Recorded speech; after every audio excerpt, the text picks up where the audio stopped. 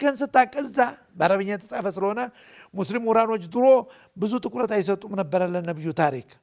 ከዳኒማርክ ዘመቻ በኋላ ነው የነብዩ ላይ ትኩረት የሰጠው ይሄ ዓለም አቀፍ ሚዲያ ሁሉ የተዋቀረው አፍሪካ ቀንድም እኮ ወይ አፍሪካ ቲቪም እኮ የተመሰረተው በዛ መሰረት እኮ ነበርኩ መስረታው ላይ ቁርጡባም እንደተመሰረተ ሌላ ጣቢያ በእንግሊዘኛ እዚህ ደግሞ በዚህ ነብዩን የማስተዋወቅ ስራ ያን ጊዜ ተደፈሩ ተብሎ ሰለላሁ ዐለይሂ ወሰለም እና ዩሱፍ አልቀርዳዊ እኮ ናቸው ይሄን ድርጅት የሚመሩት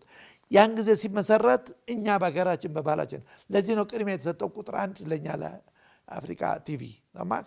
ምክንያቱም የነነጃሽ የነቢላል አገር ስለሆነ ቅድሚያ ይሰጠው ተብሎ የተሰጠው ስለዚህ ያን ሁሉ ክብር ያገኘንበት መድረክ አሁን ሌላው ዓለም ከኛ በኋላ ዘግይቶ መጥቶ እኛ ግን ከጥንት ጀምሮ እኮ አልተለየም ለዚህ ብሎ ረመዳንን አጿጿም ብትፈልግ በኢትዮጵያ እንደወረደ ነው በነብዩ ዘመን እንደነበረ ምንም አልተበከለም ኢትዮጵያ እስልምና እንዳለ ኦሪጂናል ነው እንደ መዲና ተማክ ስለዚህ ይሄ ነው ክብራችን ያንን አሁን ሙስሊም ምሁራኖች ጸሐፊዎች ፊልም ሰሪዎች እየፈለጉ ሲሰሩት የኔ ባለቤት አርጓው ነው